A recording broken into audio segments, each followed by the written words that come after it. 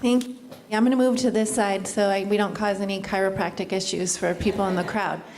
Thank you so much for having us here. Thanks for coming, but you don't need to thank us. I grew up right down the road in San Francisco. For those of you who have lived in other places, you know that living in California spoils you or maybe even ruins you for two things. One is weather and two is food. So to see the sun shining with this spread of food, I think I said it last year, this is amazing. Mackenzie and I travel the world doing these kinds of events, and really the world. And just kudos to San Mateo County. I can go on and on. We can talk about that. So last time we were here, this body of research was really hot off the presses.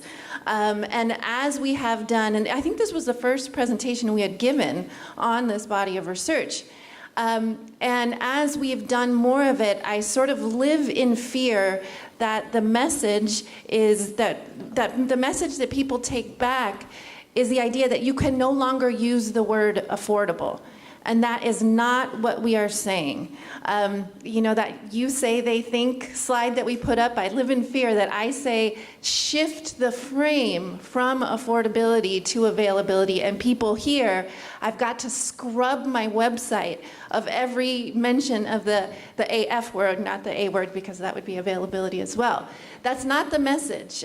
You just have to make it a discussion about something more than affordability, something bigger than affordability. And one of the ways, one of the shifts, one of the moves that you need to make, at least what our research shows, is to use values, to make it a bigger problem than just the fact that people can't afford to live here.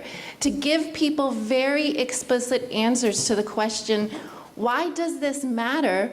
And why does this matter for all of us, not just people? And a lot of people are dealing with housing in this, especially in this area. But why does this matter for more of us?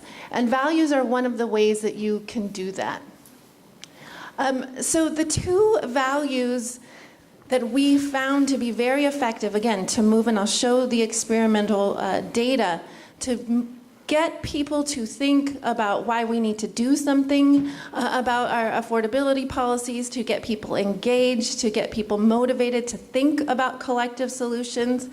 The two values that were really shown to be effective was the idea of fairness and the idea that this is about sort of a community interdependence, right? So if something is happening to a part of the community over here, the reverberations of that, the effects of that are going to impact us all, and not in very positive ways. So, and here are sort of the iterations. These are the things that we tested, and I'll show you the results. But what I think is so important about these particular values is that they are more than just housing, right? So as you use them and you go out in the world, and many of you are working on related issues, so like parks and recreation, like transportation, like sea level change, that when you make it bigger than just affordability and even bigger than housing, you're being good framing neighbors to all of the issues that you are working on, one of which housing is an important part. So you see in the fairness across places iteration, it's our zip code. So that's one way that you can signal this is about place and this is where we live. Shouldn't determine our success in life. There's lots of things that we need, and affordable housing is one of those things. Again, it's bigger than just affordable housing. This is about our belief in fairness, our belief that people should have what they need to succeed in life. And regional independence, I think, does the same thing. It's really tapping into this idea. It's trying to fight the NIMBYism that if I will feel this if we don't do something about housing in this community, even if I don't feel directly affected. This is not a problem about them over there. This is about us. So that if that's happening here, I'll feel the impacts in in very visceral ways. I'm stuck in traffic more often. The workforce isn't what I need it to be. And what's really nice, sort of restores my faith in humanity, is that both of these values worked very well. And one's an intrinsic value. This is about fairness. This is a belief. Well, the other is more instrumental. So I think it gives you sort of flexibility in when you're talking about what you want to make this about. So this is a result of one of our surveys. What you're seeing here is a number of treatments, a number of messages, like you just saw that Mackenzie showed you. Different groups of people are given different messages, and then we have a control group.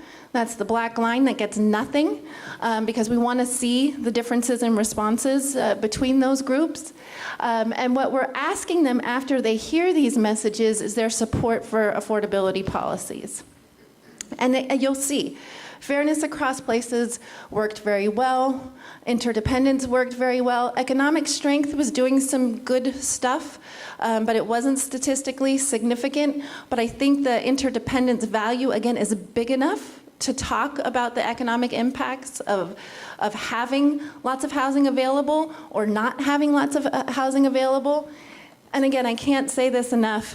Opportunity just tanks, both qualitatively and quantitatively. And when we were doing this research, something that was so fascinating, really, is that when we asked people to talk about housing and homes, what we would hear over and over again, housing is something that you save for, you strive for, that you get later in life. It's the thing that you get after you do all the hard work and get your education. Not housing is something that structures who you are and what you do from the moment you are born. It determines the quality of your sleep throughout your life course. It determines where you can go to school. It determines what your community looks like. So the idea that housing doesn't matter until we buy it at some point, I think that opportunity really triggers that way of thinking. And again, if you want people to really think deeply about all of the ways that housing impacts us and why it's so important that everybody have access to affordable, safe, and quality housing, and how we all really have skin in this game when we're talking about this. So I just want to show you an example of, again, just small shifts that one could make in their communications to get at this idea of interdependence. And we could talk about how we might do this for fairness across places. So we work a lot on issues of aging. We actually did a lot of work in San Francisco where the housing folks and the aging folks are working really closely together because it's very hard for older people to stay in this area. I really I'm so happy that you're doing the work you do because I love this area of the world and I want it to thrive, but I also do not want to see my relatives in that U-Haul that Peggy showed because I like to visit here, so keep going. Need affordable senior housing. You may be waiting for years. Well, this is just an incredibly crisis-laden message. I mean, seniors can't wait a number of years for housing to be there.